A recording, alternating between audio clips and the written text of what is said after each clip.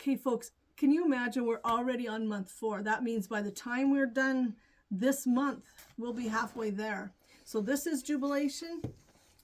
Beautiful quilt. I'm hoping you're having as much fun with these fabrics as I am. They are really a nice, cheerful batch of fabrics. So month 4. I just went through and, like usual, did my little, use my pink marker. We're going to have a total of 88 of these shaded 4 patches when we're done. So I went through and marked off. We did use the strips from month 1. And then most of them have the 1 strip, and then these 2 fabrics have a little bit more. So you'll be gaining, that's these 2 fabrics. So you can do your cutting, and then let's get started on the manufacturing our project here.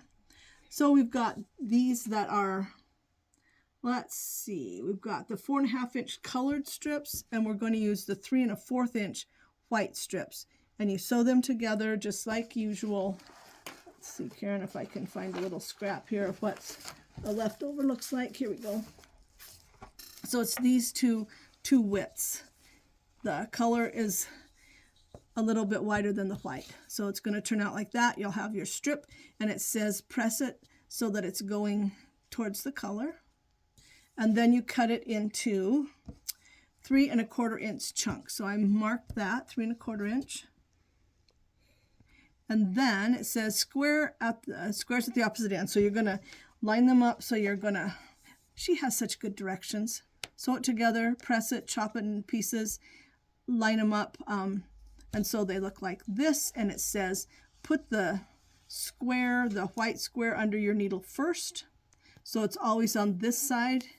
It makes a difference than if you're sewing down this side. So you're going to run your needle right here, go down that.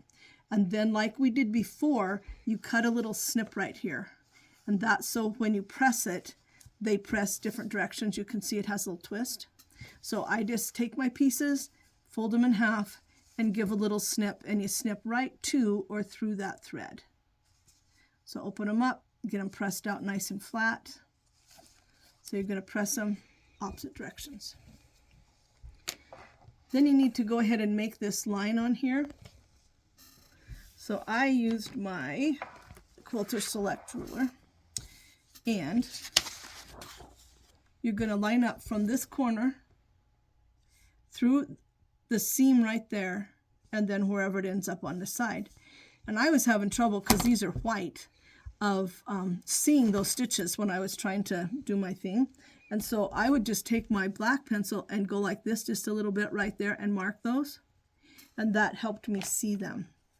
And then, get my regular one.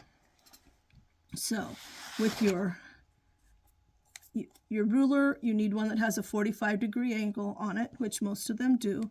And you lay that right there. Your 45 is across the top. And you're going to go through that point and right here where these are. And then use your white pencil. And I just would go through and mark that. Then you're going to turn this around.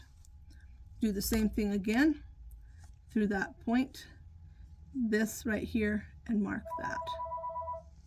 Then you take one of these, and you can see your directions right here. That's this part right here that we just did the markings. So now we're going to move down here, and you take, we've already got these cut, and this one's right side up, this one's right side down. Line those up, and we're going to sew across it on the 2 white lines. Those are your sewing lines. So sew across on both of those, and then trim in between them. And she says do 1/4 inch on each side of this, but they're really, really close. So I just cut in between them and leave it. It's not a perfect 1/4 inch, but it doesn't really matter. So you can do it either way. So trim between those, and then you can see when you open them, you're going to have 2 perfect, what do they call these? They're shaded 4 patch. So you'll have 2 of those. So that's what all of this is that I've got done on this side. I've got these all pressed, and it's time to trim. So that's the part I wanted to be sure and show you, just as a reminder today, because you've already done some of this. So we're going to take one, lay it out here, and get our Tucker trimmer. Now these are going to turn out 5.5 inches, so we're looking at a 1/2 inch, that half moon. And I'm going to line this up, and I put using my glow line, I put a glow line right there because that's the diagonal I'm wanting to focus on. And you can see I'm going to put this diagonal right through that point. So I'm lining up both directions, this direction and this direction. So I am going to, oops, I moved that just a smidge. Line those up. And you can see about what I'm cutting off is about 1/4 inch. So we'll do those two. Oops, I didn't quite get that one. There we go. All right, so we've got those two. So then we're going to turn it around. And then I've got a couple more things I can watch. So my 5.5, I've got these lines, so I'm going to line that up there, my 5.5s. Now I've got this diagonal is going to go right through that point again, and this diagonal is going to run right along my seam line right there. So all directions you take off about 1/4 inch. So that's getting all those blocks ready. You're going to have 88 of these. So when you are done, oh, you know what, Karen, I might mention one more thing. Let's see. Okay, after you get these done, you'll notice this has no number 3 and 5 when you're working in that. And then on the second page, so page 23, then they say, after you've done all those other ones and made 8 of each color, then 3 and 5, you're going to do the same thing, but you're going to end up with 12 of each color, of each of those.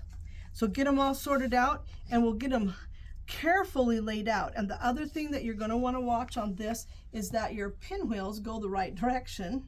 So when you're looking at this, make sure all of the points. Okay, so there's a gold one. We'll lay it just like that picture is. I'm not sure if this is the correct purple one, but just for reference here, we'll do this. So make sure all these points are going the right direction, and then a white one will go there. And then you label them. Be sure you do that part too. That's really important this time. I plan to, after I get mine put together, we'll get back a little video again, because after this month, we're all going to have that much done. So you're going to need to focus and sew.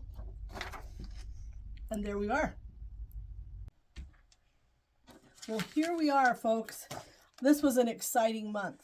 So we're on month 4 of Jubilation, and we already looked at doing our blocks. Then you'll put your blocks together. I think the pattern's very well written. So I do go through, as you know, and with my pink marker and mark what I want to do. So I would like to just remind you, as you're going through these, to make sure that your pinwheels are all, the blocks are all laying the right direction. So it's they're gonna look like this. I think that, Karen, with those, using your rulers, your Tucker rulers, I'm just so excited. Can you show how nice those centers look? It just has been really fun, because every time you unfold things, the centers all look like that. Oh, and they do have you spin the centers too from the back.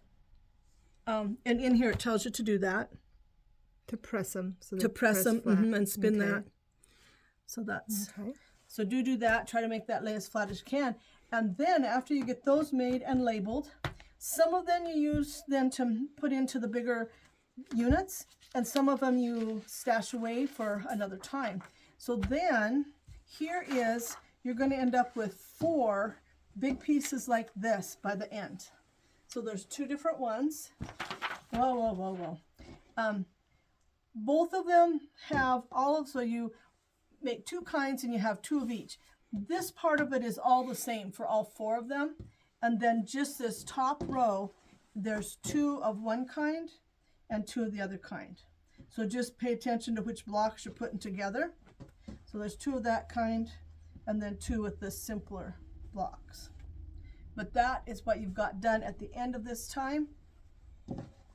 You'll have those 4 edge units, and I can't remember, that tells you what to name them. And you are ready to stash those and get ready for month number 5. We're over half done. So that's the exciting news for month 4.